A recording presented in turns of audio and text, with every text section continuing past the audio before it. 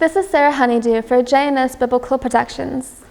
We are going to look at a verse from the Sermon on the Mount, Matthew 6:24, by Jesus, who said, "No man can serve two masters, for either he will hate the one and love the other, or else he will hold to the one and despise the other.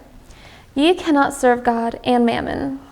He was not talking about the acquiring of wealth, but the worship of it as a god. This quote from Jesus came about in reference to Julius Caesar, who put his face on a coin as a god to be worshipped. Here we have a theologian with us, Chauncey Goodfellow, today to speak on some of the American gods commonly worshipped. Welcome, Mr. Goodfellow. Thank you. Nice to be here. So, what do you have to say about the worship of other gods in America today? Is this something that's replacing religion? Yes, I've identified at least 6 other gods that are worshipped intensely in the United States. Let's take professional sports.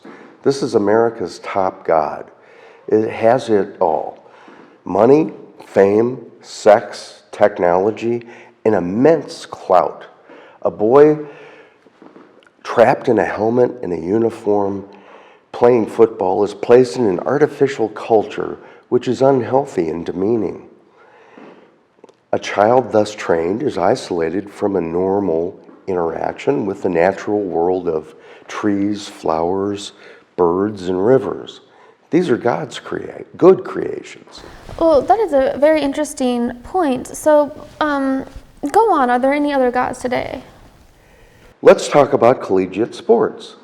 This is a way to achieve fame and wealth, which is a whole high-tech profit-making business with big winners and big losers.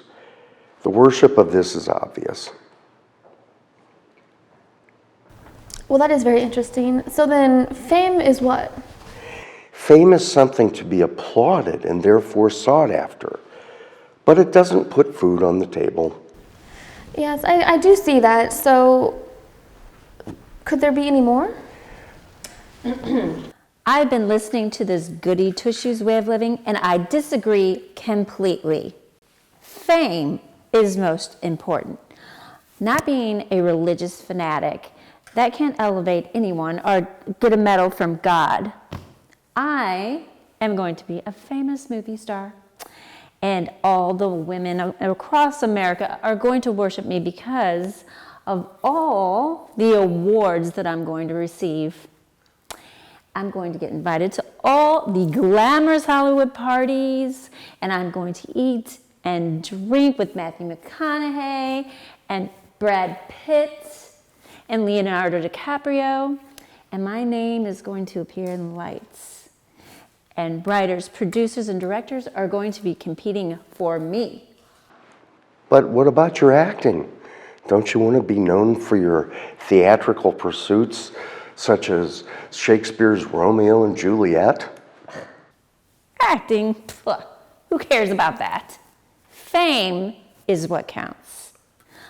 I'm going to be invited to the White House and have a photograph with the president and eat in the Rose Garden.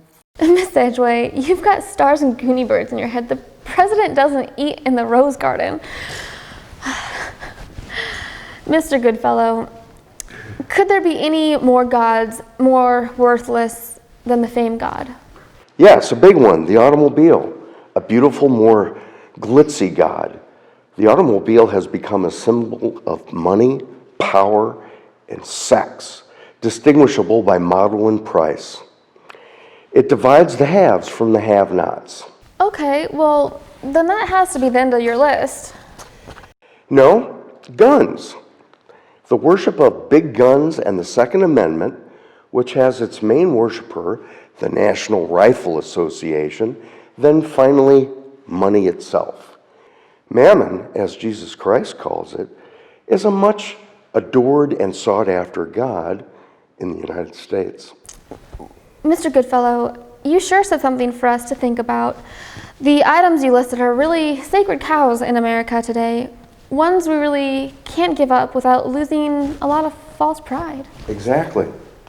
Look at how much time and money we spend on today's gods. We place the gods on coffee mugs, caps, and t-shirts. If you evaluate how much time and money you spend and see what comes out on top, second and third, whatever it is on top, that's your fundamental God. Yachts, Rolls Royces, whatever. The test is the behavior that follows from your worship and relationships. Well, we have to examine the effects of our devotions, then see whether we are living in our real faith. Finally ask, is Jesus in you? This is the question found in 2 Corinthians chapter 13, verse 5. And this is Sarah Honeydew for JNS Biblical Productions saying good afternoon. What are your thoughts on today's story? We'd like to know. So, leave a comment and subscribe to our channel, JNS Authentic Biblical Productions.